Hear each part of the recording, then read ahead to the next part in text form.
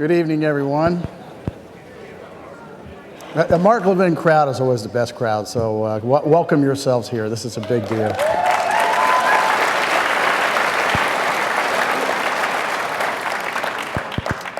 For those I've not had the chance to meet, my name is John Hybush. I have the honor of being the executive director of the Reagan Presidential Foundation, and it's my pleasure, thank you. A big pleasure to welcome all of you here tonight. In honor of our men and women in uniform who defend our freedom around the world and those that protect us here at home, if you'd please stand and join me for the Pledge of Allegiance. I pledge allegiance to the flag of the United States of America and to the republic for which it stands, one nation, under God, indivisible, with liberty and justice for all. Thank you. Please be seated.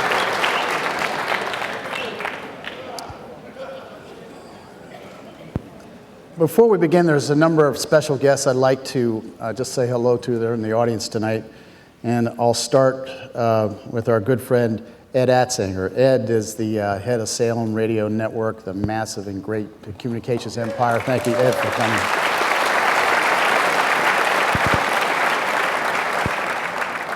We also have with us a beautiful young woman named Lauren Levin, the daughter of Mark Levin. Lauren, could you...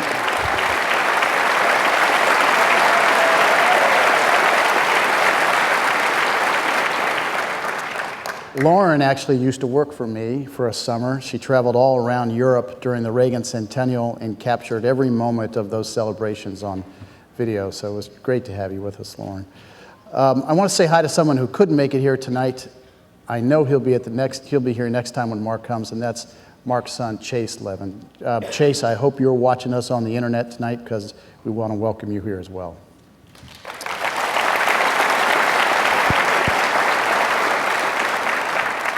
Finally, every one of you is a special guest in a way.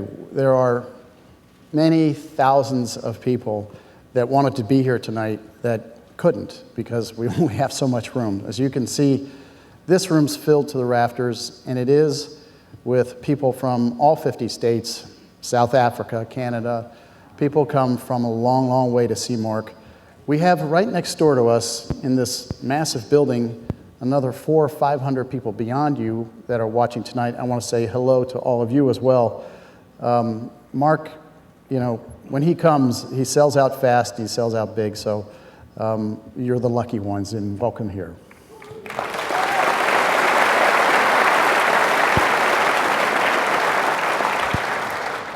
So tonight, we welcome back to this stage a treasured guest of the Reagan Foundation Library, a patriot, a constitutional scholar, a former key Justice Department official who served President Reagan, a #1 New York Times bestselling author many, many times over, a voice that's been making waves on the airwaves across America for many years, and I am proud to say a dear friend, Mr. Mark Levin.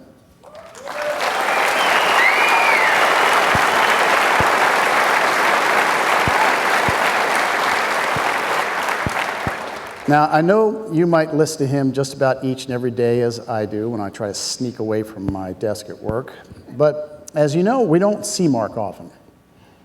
When he does emerge from his bunker and travel to meet good people like you and sign his best-selling books, it's a rare occasion. Yet, each time he has come forward to take the stage, to take your questions and shake some hands or simply say hello to you all, he's chosen the Reagan Library as one of his few places to do it. For that, we are thankful, and Mark, we are deeply honored to have you here.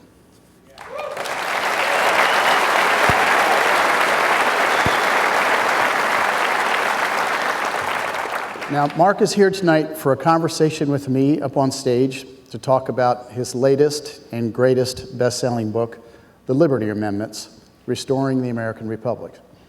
He's also been kind enough to agree to take several questions from you when I'm through, so hold on to your hats, as I know that will be fun. So, speaking of hats, I wear one on my head tonight that allows me to make my introduction of Mark very brief. That's because the expression on the hat, I see a number of you are wearing it as well, says it all. It says, "I stand with Mark Levin." And I truly do.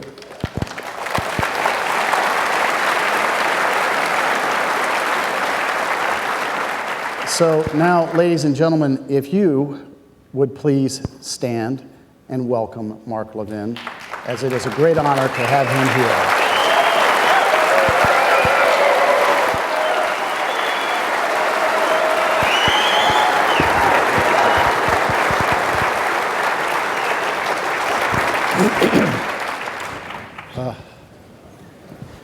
Well, Mark, welcome back to the Reagan Library. You know, first of all, I want everybody to know what a wonderful human being, patriot, and person John Highbush is, and a dear, dear friend. And I want to thank you very much. If we can give him a hand, please. Just an extraordinary human being who he and his staff make this magnificent facility function, and it is an honor to be invited every time to the Reagan Library. I wouldn't miss it under any circumstances. And thank you all out there for coming tonight.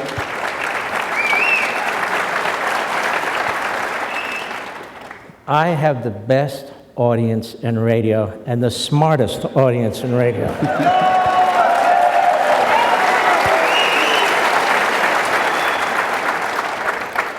But thank you very much for having me. Okay, let's get this started. Okay, now, Mark, you've been here before, Ameritopia, Liberty and Tyranny. You've written other books, several other books. And I've told you before, sometimes when I read them, occasionally I get a little depressed, because you have a... Don't blame me. I mean, I'm... But you have an extremely succinct way of describing some of the drift, the troublesome drift that our country finds itself in, because we oftentimes lose our way and lose sight of what the Constitution's been all about. So I've been on Mark's case. He certainly didn't write this book because I've been bugging him. I think it's been bugging him for years, but I've always asked myself and Mark, what do we do about the situation? And that's why I was so pleased to see you come forward with the Liberty Amendments. And I noticed as I read the book, it seems to me your message, the process whereby you think Americans can get involved and change things, is not by a traditional march on Washington, because you certainly don't see Washington, D.C. as being the solution. Rather, my question for you is, given the theme of your book, do you think that our good audience or your listeners throughout America ought to be marching on their state capitals to drive what you think is part of a solution here? Well, here's the thing. When you study what's been going on in this country, and when you look at how it's happened for the last century or so, it's all Washington-centric. It's all top-down. And the left has been very successful at this. We ought to accept the fact that they've succeeded. And what have they succeeded at doing? They've succeeded at wiping out federalism for all intents and purposes. They've succeeded at using the law through the Supreme Court to impose their will as if it's some constitutional mandate. Obamacare is just the latest example, but the worst. Congress now passes these massive pieces of legislation that not a single one of us has read, with 20,000 pages of regulations that not a single one of us is capable of reading, that affect our lives. We have a massive bureaucracy with over 4 million individuals, some of whom are great, some of whom are not, issuing 3,000 laws a year, many of them with criminal penalties. So many criminal penalties that the Congressional Research Service can't even determine how many. And as I say on the air, the circle of liberty that surrounds the individual is getting smaller and smaller and smaller. And many states, like this one, are no better. And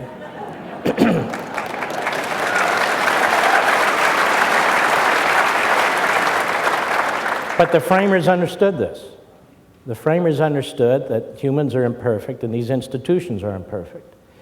And so what did they do about it? They created a constitution that creates a matrix of institutions and authorities for imperfect people and imperfect institutions.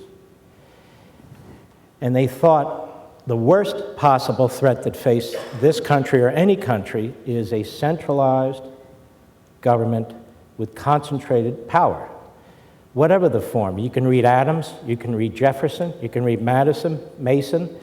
All of them talked about the same things, and they weren't the only ones. They took it from John Locke and Montesquieu and others, excuse me, and that's why we have three branches of government. They didn't sit there and think that up. That comes directly from Montesquieu.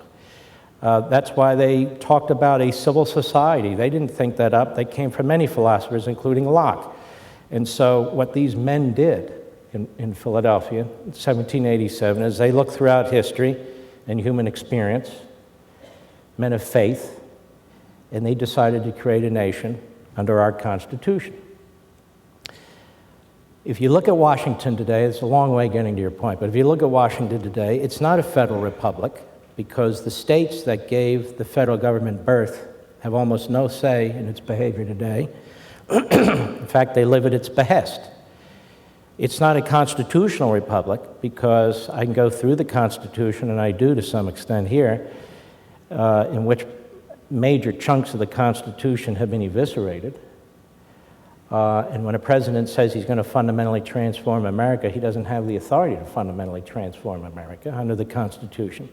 When you look at what the Supreme Court's been doing in its decisions, piling one personal opinion on top of another, telling us it's precedent, and there's nothing we can do about it, there's no recourse, that's not a representative republic, so what is it? I don't know what it is, but it's not a constitutional republic to a great extent anymore, which is why I talk about restoring the American Republic. We have to accept the condition of the nation in order to address it. Now, given that, other than a handful, which politicians are even talking about this? Almost none of them. Almost none of them talk about the Constitution. Almost none of them talk about federalism. Or if they do, it's a throwaway line, it's a platitude. Almost none of them talk about what do we do about a Supreme Court that imposes where you have one justice who moves in one direction or the other, and all of a sudden that's constitutional credo for the rest of time without any recourse. Jefferson is spinning in his grave over this.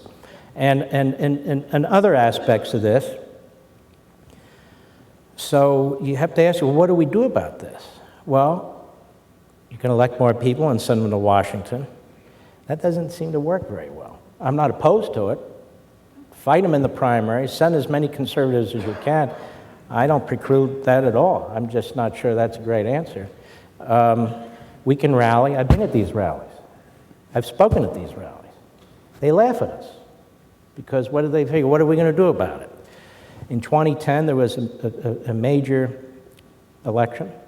Has anything changed in the leadership of the House of Representatives? Nothing, from my perspective, or nothing that's going to address what's going on. So we basically have the statists in one party, and in many respects the neo-statists, as I call them, in the other party, who are relatively status quo, relatively comfortable with what's going on, and really don't want to address any way of breathing life back into the Constitution and into civil society. So we have to ask ourselves, do we really want to accept this? Is this inevitable? I mean, the trajectory is obvious. This magnificent institution is built around a man who for 8 years fought this and rejected this and spent his life talking about it, articulating it. And that's 8 years. And then after those 8 years, they lurch back into the same direction. His party does, my party does. The other party lurches extra hard when they control both houses of Congress and the presidency. So I just see us going in one direction. So where do we look for answers? Well, I mean, apart from faith and apart from cultural issues, for governmental answers, we have to look at the Constitution. And the framers were so brilliant, they thought this day might come. I write this book to give attention to what they did, not to substitute what they did with Mark's opinion. And in Article 5 of the Constitution, there's two methods for amending the Constitution.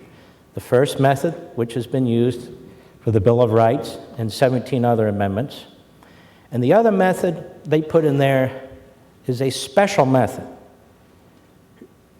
To quote George Mason, 2 days before the end of the Constitutional Convention, September 15th, 1787 in Philadelphia, should the Congress become oppressive, there must be a way for the people to respond short of violence. And he insisted on that second method for amending the Constitution.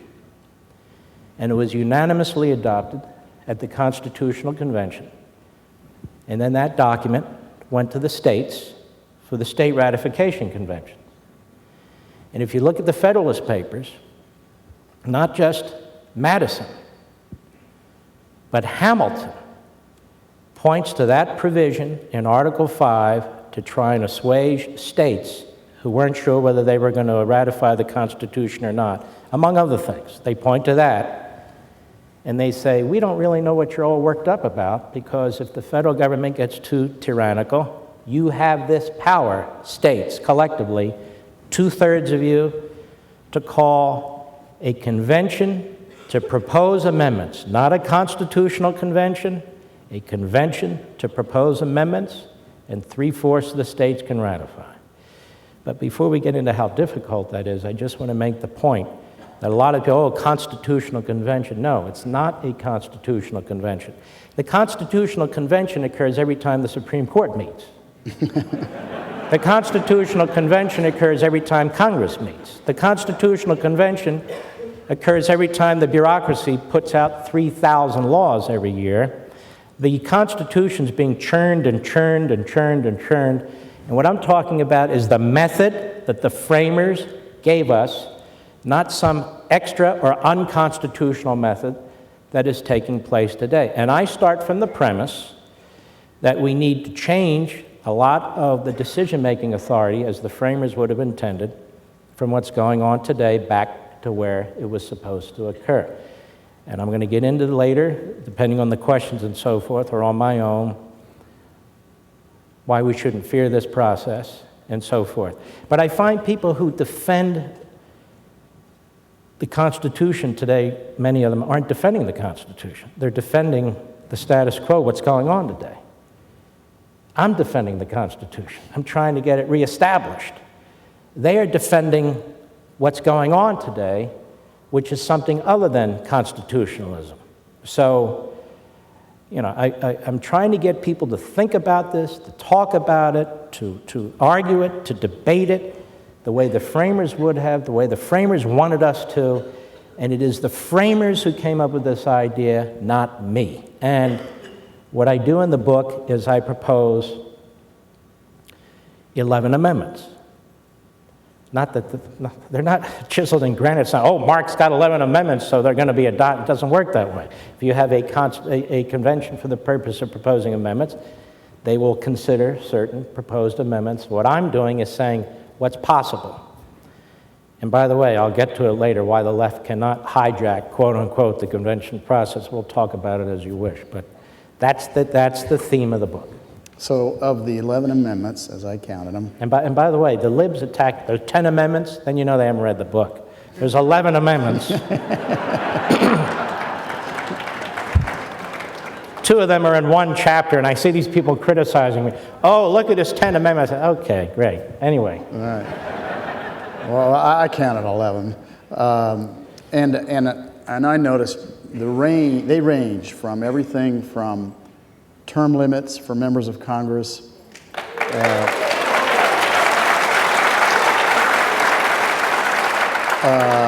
to laws that would protect private property. And I know you're going to say this is an unfair question. I don't care. I'm going to ask it anyways, and you have to answer it. And that is, if this convention, if only one of these amendments could survive, if one made it all the way, which do you think is the most important of all those that you've recommended? Well, it is a difficult question because there's a lot of, these amendments are written one to fit with the next. But one of them in there says that the states could amend the Constitution directly by a 2/3 vote. I figure if the Supreme Court can amend it by one justice, and if the president can amend it by refusing to comply with the law, and if Congress can amend it by writing Obamacare, then what the hell? 2/3 of the states, that's pretty tough to get, should be able to amend it directly. And the question might be, well, listen, Mark, that's all well and good. But if the Congress and the federal government's not going to adhere to the Constitution today, why would they adhere to these amendments if you pass it? Anybody have that question?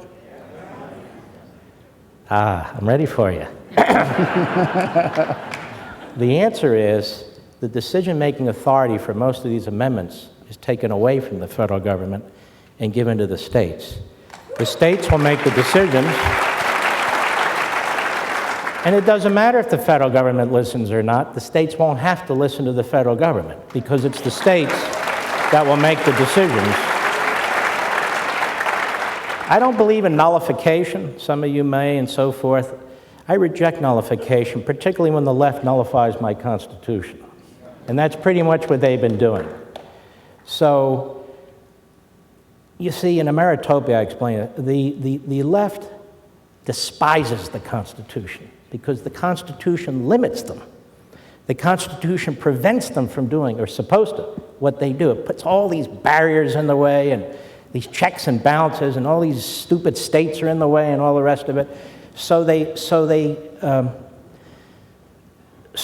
reject the Constitution. And so it's our job, my job, other people's argument, to keep bringing it up, keep arguing for it. And the point is the Constitution, what they've done is they've twisted things. For instance, the Commerce Clause, the purpose of the Commerce Clause, you ready for this, is to promote commerce. So, before they met in Philadelphia, some of the states sent delegates to Annapolis. And they met in Annapolis because the states were killing the states. They were putting out different currency, they were obstructing trade, they were blocking navigational waters and so forth, and the states said, we got to get together and work this out. And that's very important to understand. The states did this all the time. They would get together at a convention. A convention is a meeting. And they would work out their differences and come up with certain agreements. And those of us who are conservatives in here, which I figure is about 99.9% of us, which is very refreshing. If only America. But anyway, the states would do this all the time, and they would send delegates to these meetings and give them direction, the state legislatures, on what it was that they were supposed to discuss. They weren't plenary or general conventions. They were conventions that would get together for the purpose of discussing specific things, which is the point of my proposals, and also brings us back to the point of this convention for proposing amendments. It is a convention for proposing amendments. The language in the Constitution itself is limiting. But Mark, this constitutional convention, what will stop the libs from hijacking? Anyone have that question? You have an answer? The state legislatures choose the delegates. The state legislatures agree in advance what the subject matter is going to be. It might be the Supreme Court. It might be something of that sort. It can't be, we're just sending a bunch of people into a convention to have a discussion about the Constitution. Can you think of any state that would do that? No. There's at least 14. What'd she say? California. Well, that's a good point. But there's at least 14 red states that would say no, so that wouldn't. But, even California, you have these really dark blue states that are getting pretty much what they want from the federal government. They don't want a convention to discuss anything. They have their conventions. They've got their justices. They've got their president. So the top-down model is their model, which is why they reject the Constitution and why I've been attacked by the left on this suggestion.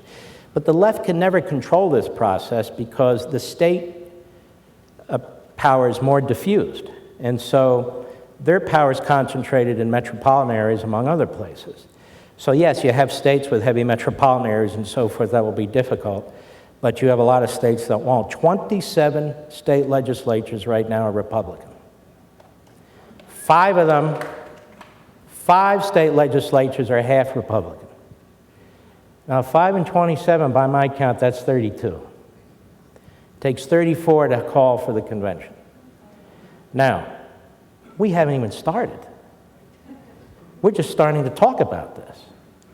So I don't want us to say, oh, Mark, this will take forever. That's the other thing that drives me nuts. The liberals never stop. They just are at it, they're at it. 100 years, they want health care, they finally get it, and what do they say? We're not done. We're going to do this, we're going to do that. So they have a 1,000-year plan, which is no plan at all. It's to take your liberty and property and centralize government, right? Do they stop? Are they going to stop? And if we don't get something in 3 weeks, what do we say? Oh, woe is me. What am I going to do? I personally am tired of that, of the naysayers and the defeatists, because that's what makes what the other side does inevitable. But it's not inevitable. So there are groups here, I think. Some of the people who came by and said, I'm running this group on the Article 5 and other groups. So this is the beginning of a process. And keep a couple other things in mind as I'm rambling along here, John. Keep a couple other things in mind, and it's this. I don't believe in static economics, and I don't believe in static politics. This state 25 years ago could elect a Republican. Today it can't. I don't know what it's going to be 25 years from now, but what it is right now is unsustainable. And that goes for New York and Illinois and Michigan and a whole bunch of them. They're going to collapse at some point. It's just the way it is. And they don't have printing presses either. You don't hear. And you can borrow as much as you want, and the federal government can try and bail out as much as it wants, but there is a day of reckoning. The laws of economics are just as sure as the laws of physics. It's just a matter of time. So when these events occur, the unraveling occurs, and at some point something, in my view, will happen, that's when we need to have a constitutional, civil, legitimate option available in a lot of these states, too. So, you know, I don't want us to be Pollyannas about this and put a smiley face on it. I don't believe in that either. This is hard. This is daunting. This is difficult. But there is a way. There is a way, and short of, well, let's just elect more Republicans. Okay, do it. And from the first 6 years of the last Republican presidency, they increased the debt more than any presidency in American history. They expanded the federal government and Medicare and education and on and on and on, only to be outdone by this presidency and this administration. But when you have the ruling class and the governing masterminds in Washington who pretty much agree on 80%, there has to be another way. So I say let's fight at that level, but we have another way to address this too. And the truth is, if there are 3-4 states that are prepared to throw out the Constitution, it's over, isn't it? If the people don't want to live free, they're not going to live free, are they? If we've lost virtue, then we're a virtueless society, aren't we? You can't fix all that through governmental entities. It's a cultural thing, it's a faith thing, it's a religious thing where people have become unmoored from these principles and belief systems. But also, there are tens of millions of us who are not unmoored from these systems, these belief systems. I mean, you know, it's not like they're winning 60% of the vote. They're getting 51, 52, 54% with millions of people sitting home. So I still have hope, and I still think that the doom is not inevitable, but I also believe that we have to begin talking over the dinner table and breakfast table and with our neighbors, those of you who are Republican groups, conservative groups, whatever groups, about the possibilities of this process. And don't fear what the framers did. Embrace it. Embrace the Constitution. Be the people who embrace the Constitution, because nobody else is. And if somebody has a better answer, I'm ready to hear it. Okay, so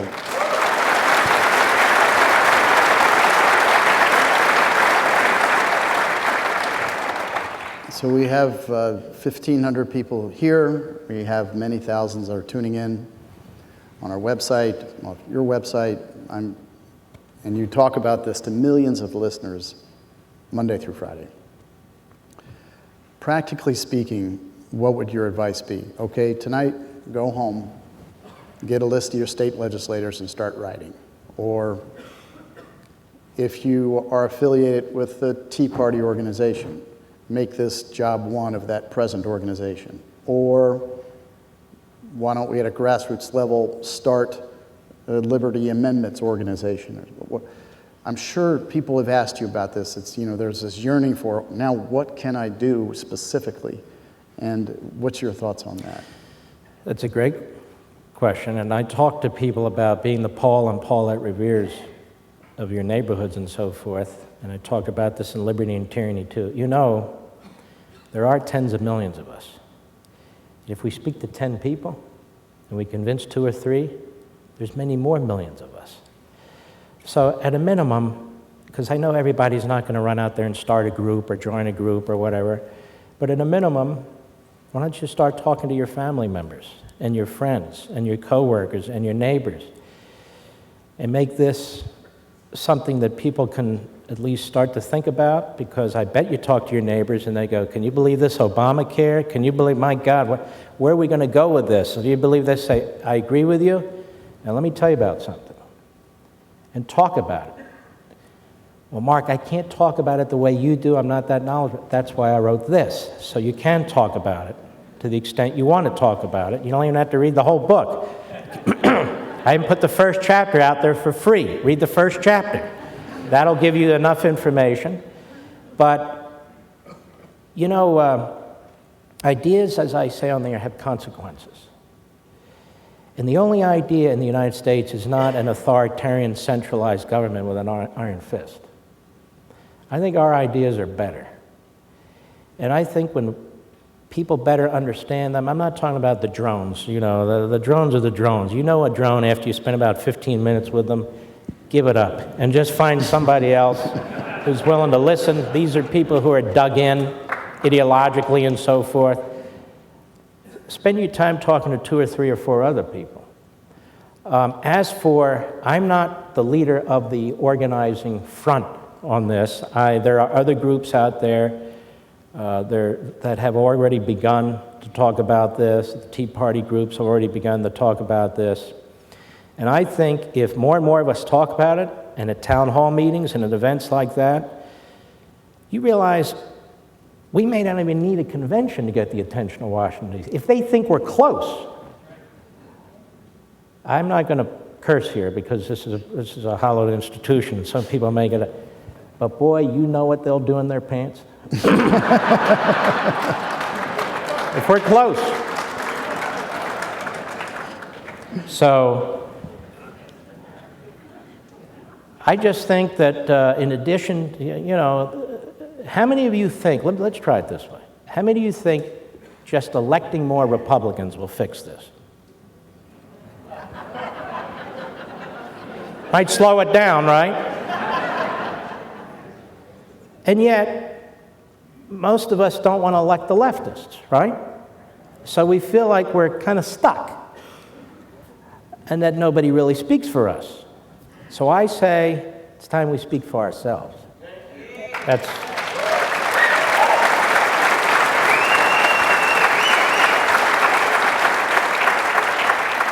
And you go into those town hall meetings and you ask them, do you believe in the Constitution? Yes. How so? I love this music. What is that music? But seriously, you ask your member of Congress or your senator, you believe in the Constitution? I would love to know what their answer is. They'll say yes. Well, what part of it do you believe in? When's the last time you read it? What does Article 5 say? And they go, well, we don't want this runaway convention. How can there possibly be a runaway convention when the state legislatures choose the delegates? The state legislatures can remove the delegates.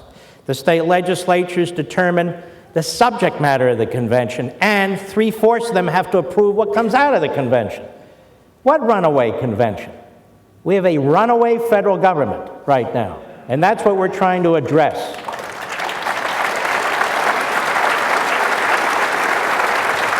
The bottom line is, we the people have a lot of power. Yeah, it's hard when I talk to folks in the blue states, and go, oh my God, you about Jerry Brown? I do. I do. But every state is not California. And some states are on the cusp. And every state legislature isn't your runaway assembly here. We don't need 100%. And we're not going to get 100%. I live next to a state we call Maryland. It's every bit as crappy as the government is here. Maybe even worse, if you can believe that. So anyway, but you know what's worse than California, Maryland? The federal government. The spending, the borrowing, the taxing, the regulations, the whole thing. Worse than California, New York, worse than the worst of the blue states, and you're in one of them, is the federal government. And the problem is you can't escape the federal government unless you leave the country. You can escape your state, but you cannot escape the federal government. So this is aimed at addressing that. I can't predict if it'll be successful or not, but I can predict that we have a shot at it if we embrace our Constitution in the frame. One critic, who's a conservative who I admire, said, oh, Marx thinks he's James Madison. Folks, I don't think I'm James Madison. I just read James Madison. And I'm telling you what James Madison said.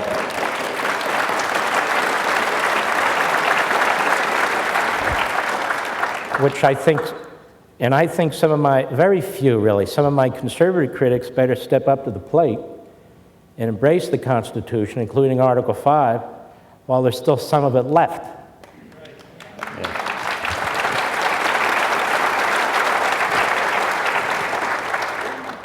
Okay. Did you answer your question? I don't even remember what your question was. No, you get it. Enough of my questions. Let's go to the audience. He got 3. I'm sorry.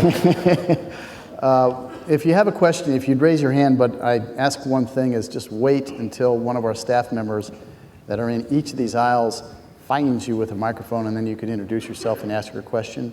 And we will start with right over here. Be nice. Yes, my question is, we're getting a lot of people who are trying to get rid of the Obamacare program, and they're asking for funds and whatever. What are your thoughts? Can Obamacare be stopped at this point?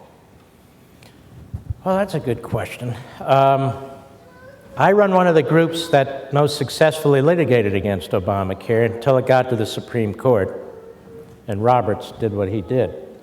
And by the way, as a footnote to this, we're now told there's no recourse, it's the law of the land, and that's that. No, that's tyranny. And if the people don't want Obamacare, it should be imposed on us by when the Democrats controlled the House and the Senate by a supermajority, and they had the presidency, so that means that's it for the rest of the time, we can never get rid of it. And this is the mentality that is preached to us, quite frankly, by both parties. You've got a few solid men and women who are standing up and saying, defund this and fight it now, and the others saying, no, we'll wait till next week. No, we'll wait to the debt ceiling. No, we'll wait. It's being implemented. There's no waiting. So, no, I don't.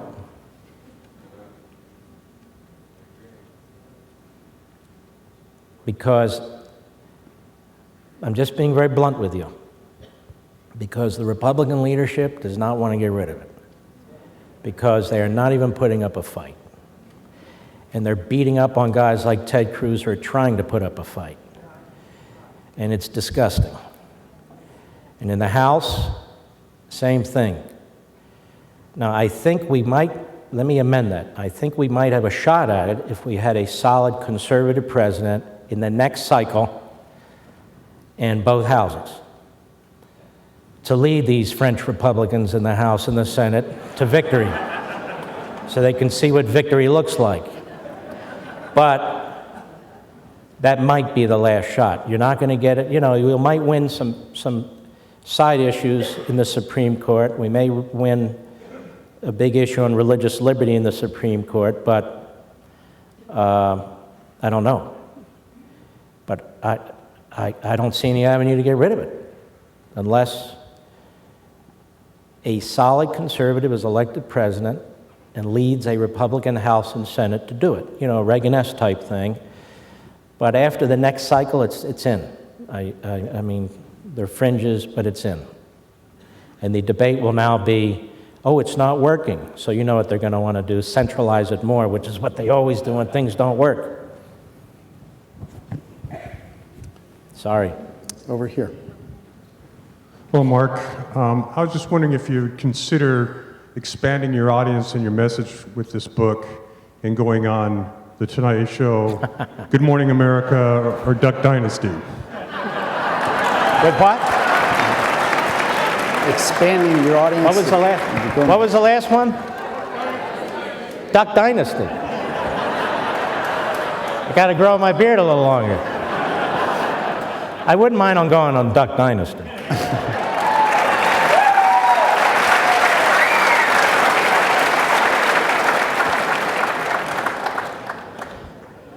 Well, let me call the Today Show and see if they'll have me on. That'll answer your question right there.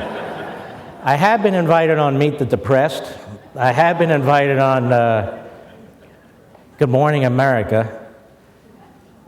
No, not Good Morning America. Deface the Nation. What's the third one? Meet the Press. Meet the Press. What's the third one?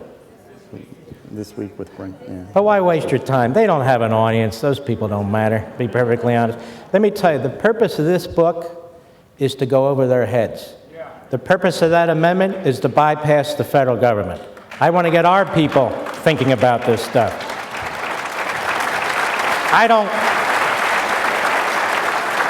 don't really care what Matt Lauer thinks, to be perfectly honest with you. Let's go over here. I don't even know if he does think, to be perfectly honest with you. Thanks for taking my question. In your book, if I read it correctly, you have the $100 million cutoff for regulations for where the legislature can overrule that by vote, or have to approve it, rather? Right. Okay.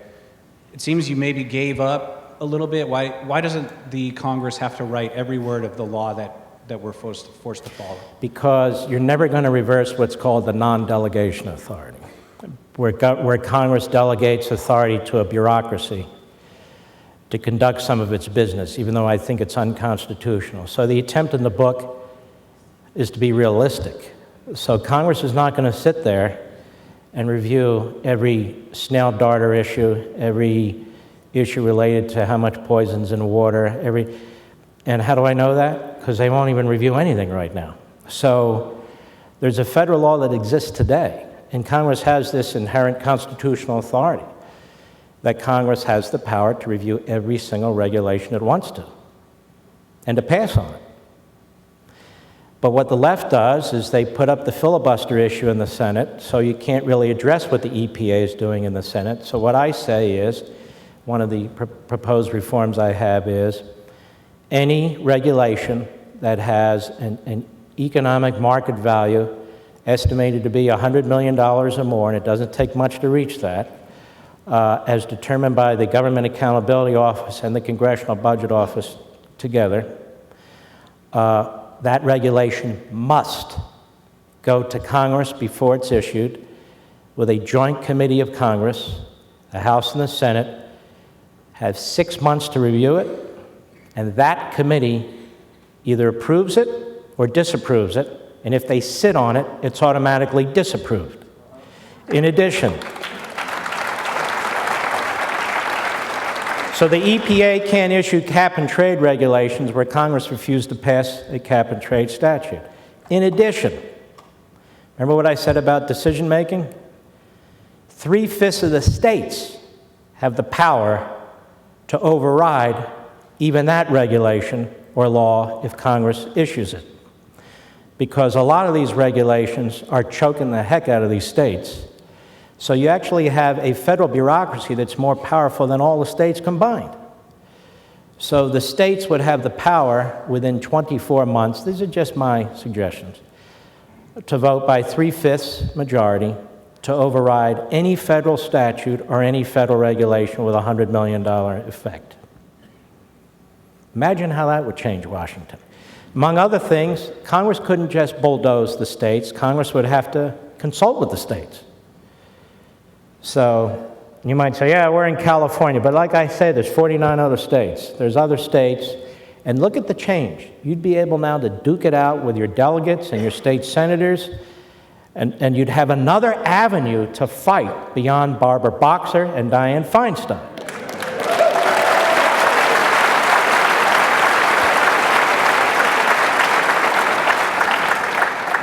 In my state of Virginia, as an example, when Obamacare was passed, our Attorney General, who's a great man, Ken Cuccinelli, and our state legislator voted to protect the citizens of Virginia from Obamacare.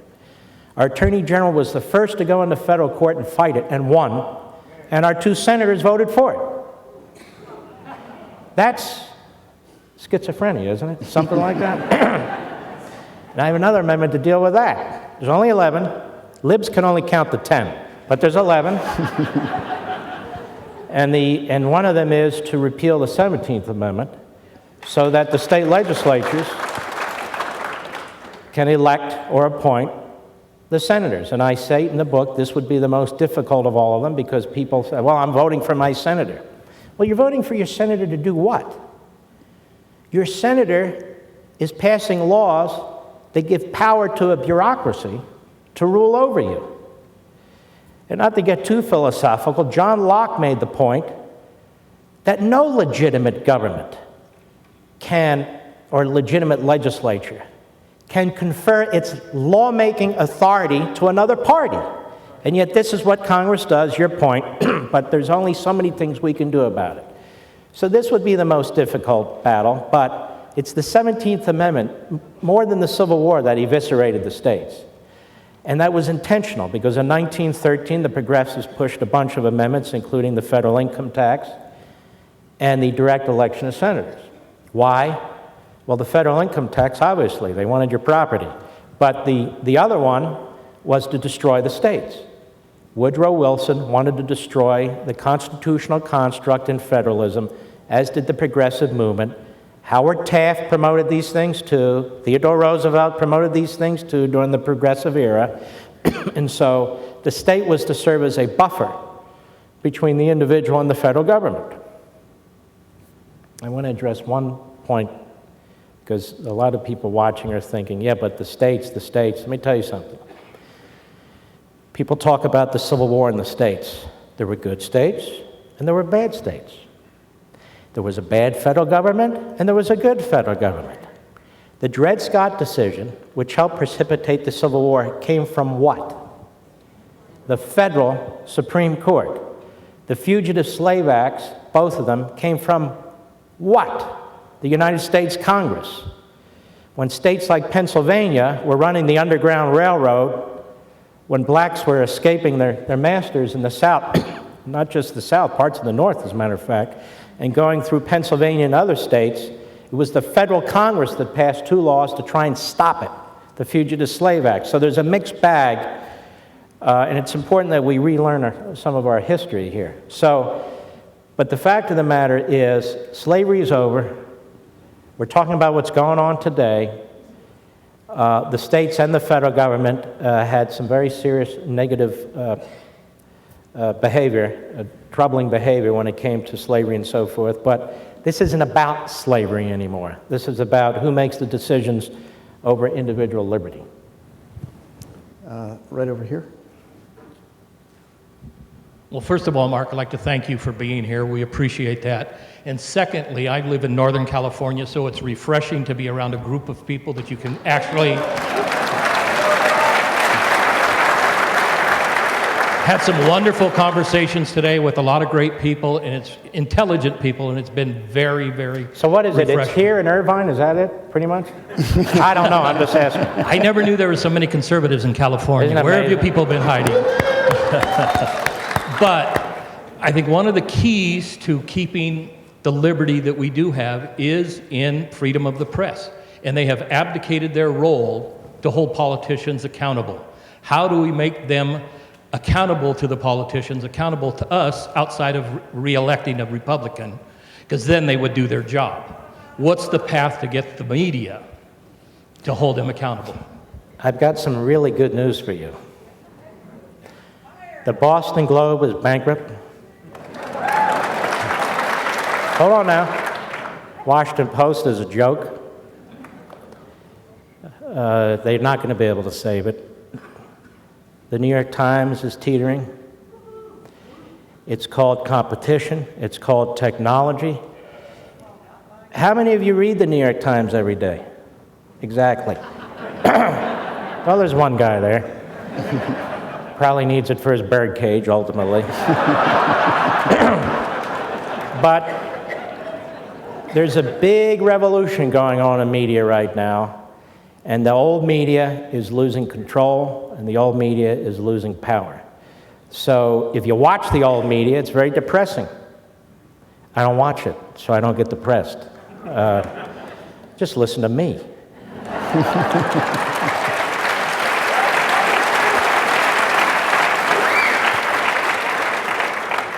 Take one up here in the balcony, Mark.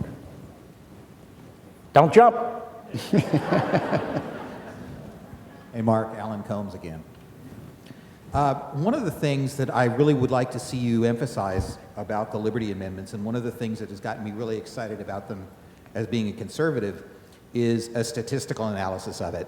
You talked a little bit about California, New York, Illinois.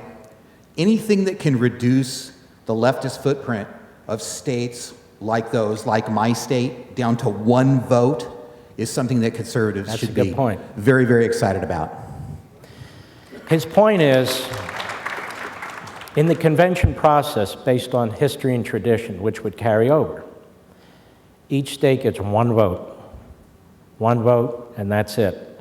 Now, they can send as many delegates as they want, or they can agree in advance how many delegates they'll send, but they get one vote, and that's it. So that's his point. Over here. Hey, Mark. I'm excited that you're here. I love seeing you. I'm excited to be here. Thank you. Thank you very much. And you should see what's for dinner. Oh, my God. As long as you didn't cook it. As long as I didn't cook it? I didn't miss it. As long as I didn't cook it? Oh, trust me.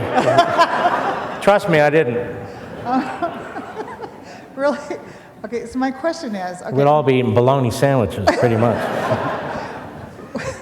what can we do, okay, as the people, like, of each state, to get our states off their butts to start this process? I mean, do we start petitions? Do we do, I mean, more than just, I can write my congressman. My congressman's Darrell Issa, great congressman. Your congressman's irrelevant. He's a jerk anyway, but he doesn't answer back. I mean, they don't really do anything. But so how do we press our state to everybody? I mean, to All start right, first this? of all, the federal politicians have nothing to do with this, period. This is a state representative and state senator thing. And if you called on them today, they wouldn't even know what you're talking about, probably. So we need to have a period where we're informing as many people as we can. And I can't expect every delegate, but for me, I mean, I would be asking them about them before I would vote for them. This would be, yes, I believe in litmus tests, and this would be one of the litmus tests. But we'll lose a bunch before we start to win some of these things. I should let you know, I think it was in the early 70s, late 60s, early 70s, this process got 32 states for a balanced budget amendment. It came 2 states short. And then it began to unravel. And it was led by Everett Dirksen. And it was the ballot budget amendment. I should also let you know that this is fly. How did Obama kill that fly? What the hell? I don't know how to kill these things. Anyway,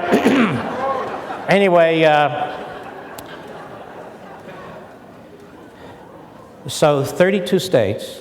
In 1963, as I explain in the book, Dwight Eisenhower gave a speech at a college, I don't even know if it still exists, called Defiance College, believe it or not. And he was so fed up with the Warren Court because he felt so betrayed. And he was so fed up with the massive bureaucracy in 1963. He said to the young people, I want you young folks to know that you have the power to fix this. And Eisenhower specifically spoke about this Article 5 amendment. Reagan referenced it several times, not as specifically as Eisenhower, but he made the point because he desperately wanted this balanced budget amendment. When we say balanced budget amendment, we mean taxing limits, spending limits, balancing requirements. And Congress wouldn't give them the vote. And back then, I think the filibuster required 67 votes or something like that to break it, and the Democrats were blocking it, and some Republicans. And he kept warning the Congress. He kept saying, you know, you keep this up, I'm going to talk to the people in the states about what they can do. So you need to agitate. You need to explain. You need to hold people's feet to the fire. This is an issue they're not thinking about now. This is an issue they don't think will be big.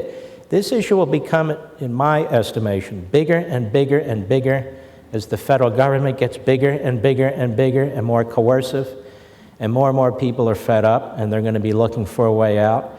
And I want them to find a way short of violence. I want them to find a constitutional way to address this, if possible. So a lot depends on what goes on in your community and what you want to do, which I obviously am just not that familiar with.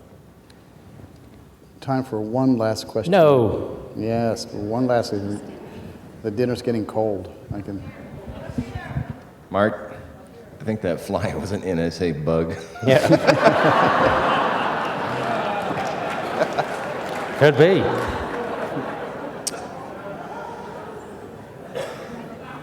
It seems the purpose of your book, the object of your book, is freedom. And in my research, and it's limited, it seems in the mid-1800s that a big chunk of our freedom was taken away. It seems that the founders in the jury trial system relied on our conscience, not just what the law was represented to us, but if that law was in truth constitutional. It seems to be taken away. I've read that the palladium of liberty is Article 5 and jury trial and the rights of juries to vote their conscience. Moving forward, should that not be a part of this conversation? Juries? The right of juries To do what? nullify unconstitutional laws. You said you don't Well, believe in that. hold on now. Juries almost never hear constitutional cases. These are cases often without juries. But it seems that the government's power, when it's applied to us, is through the law, it's through the court systems. Well, you and I have a little disagreement. I don't support anarchy where juries are in this state are doing this and juries are doing that. I don't support anarchy on the bench either, where judges are defying the law, or on the Supreme Court either. That's not liberty. And I don't think juries are the issue here, because there's a lot of crazy juries too, depending on what part of the country we're talking about. So I don't think the jury process is the proper process. If I'm a litigant and I have a jury trial, if it's a criminal case or a civil case, I want to get a fair shake. I don't want those people thinking about, well, who passed that law and who made that decision? No. I want to make sure that if there's a case involving me, that jury is independent and that jury is going to make a decision based on that. That's 99% of the jury cases. The problem, the jury you speak of, I think, is the Supreme Court or these circuit courts. And the problem is there is no recourse whatsoever to a Supreme Court decision other than another Supreme Court, and they bind themselves with precedent. So I approach it a little differently than you, which is fine, but my problem is when the Supreme Court rules and says this is the law of the land for all time, that can't be right. There's got to be some other recourse here. Somebody has to have a final say, but that's not what the Constitution says. And a lot of people dispute this with me, but I say, well, where does it say it? Well, there's this implied this. I didn't say that. I said, where is it? So there's judicial review because the cases are brought to the court and the court makes decisions. Well, let me give you an example, and I cite this in the Liberty Amendments. Abraham Lincoln rejected the Dred Scott decision's morality. It was an immoral decision. Taney was a racist and he was a slaveholder. He was also Chief Justice of the Supreme Court. And Lincoln said, how come two parties who bring a case to the Supreme Court, two parties, that court, tie up the nation forever? The people never had a say in this. So I really take this from Lincoln. How can the Supreme Court say that Obamacare is constitutional when it amends the Constitution and rewrites the law and tells us that that's the law of the land? When we, with our own two eyes, read their ruling, hear it with our own two ears, we don't want it, we know it's unconstitutional, so 5 justices and that's it, there's no recourse, and that's the law of the land, we're told. As I said earlier, no, that's tyranny. And the fact of the matter is, the framers would be, what do you think the founders would do about something like that? You think they'd be as nice as me? You think they'd say, oh, let's look at Article 5? They might, but they'd say other things too. So what I'm saying is, there needs to be recourse, as an example to your point, and I have it in the book, there needs to be recourse for a great nation. When the body politic says no, there needs to be recourse beyond the luck of one justice or another justice being selected, where every June, as I say on the air, we sit on the edge of our seats and wonder, what are they going to do in this case or that case, and how is it going to affect my life? That's not representative constitutional government. That's a Politburo. And so, while the court is right a lot of times, it's wrong a lot of times, the institution's imperfect like every other institution, the members are imperfect like every other human being on the face of the earth. So to me, the final recourse should be not majoritarianism, which the framers rejected, not pluralism, where the people just vote on it, which they absolutely rejected, but what did they do? The states, where 3/5 of the states, and it's hard to get 3/5 of the states, would override a majority decision of the Supreme Court, expunge it, not amend it, not rewrite it, just end it. And so that's one of the suggestions in the book. You want to take one more question? Just one more. Okay. Just one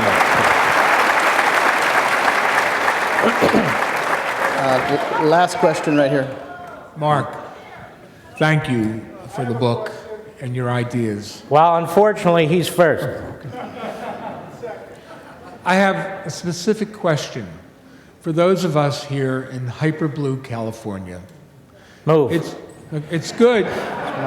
It's great that 34 other states can do this.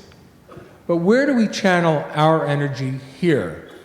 I have a state assembly person who is about to participate in a total gutting of the Second Amendment in the next week or two in the California legislature. This person will not be receptive to anything that I have to say. And many people here might feel disenfranchised, like I do. How can we put your ideas into action in California? How many other states are there? 34. 49. Right. Yeah. And our banking system works how? How does our banking system work? Nationally. Uh-huh. Can you write checks out of state? Yes. Can you participate in events out of state? Yes. There you go. Go to others.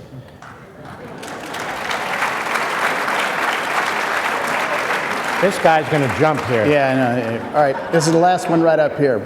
Last one. I don't need a microphone. I haven't read the book, but I'd like to know. We're post one man, one vote. Amnesty bearing down on us. What is our time frame here? I don't know. I'm not Nostradamus. I don't know. But I'd say it's not long. Look, America will survive. There will always be an America. It just won't be Ronald Reagan's America. And this is a huge problem. I mean, you know, when Reagan was president, we could pick our own doctors, our own health care, our own insurance, and all the rest of it. And starting October 1st, all of that changes. And shortly after that, it changes even more. And people who have full-time jobs, many are going to have part-time jobs. And you're not going to be able to pick the doctor you want because that doctor's going to quit, or you just won't be able to get to that doctor. Or you won't be able to get into the hospital and get the treatment you want, and on and on and on and on. And what Obamacare does, it gives the government control over you. And you're going to give the government the data. This isn't some conspiracy. It's even in the liberal media. You're going to give the government the data. The IRS is going to be the enforcement arm. Whether or not you get certain care, Sarah Palin was right about this. The government will decide. That's a fact. So you're talking about open borders. I couldn't agree with you more. But, you know, I could sit here and go through the litany, right? That's what we always do. But the question is there a way to address it? And if I thought we could address it in 12 hours, why would I write a book? I'd just have a 12-hour national seminar and say, let's go. Well, it doesn't work that way. It took us 100 years to get here. Let's at least spend 20 trying to get it back. That's all.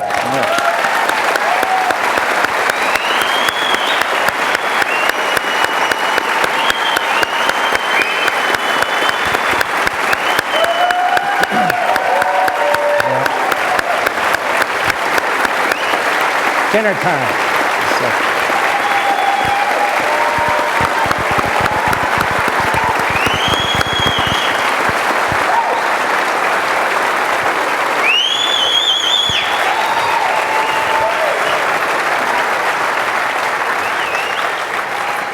First, I want to thank Mark again for coming out tonight. A quick housekeeping item for all of you joining us for dinner, and I think it's all of you. Go out that way through those doors towards the Air Force One Pavilion. But it's a tradition at the Reagan Library for us to leave our distinguished guests with a gift. In this case, the gift I thought originally of giving to Mark would be one of these great hats, but I couldn't give it to Mark because it says I stand with Mark Levin, and he is Mark Levin, so he can't stand with Mark Levin. But speaking of President Reagan, we got Mark A box. a different kind of a hat. Oh my gosh. Are you kidding me? This is the one you're looking at upstairs. Oh, my God. You were listening to me. That is a beautiful hat. So with that,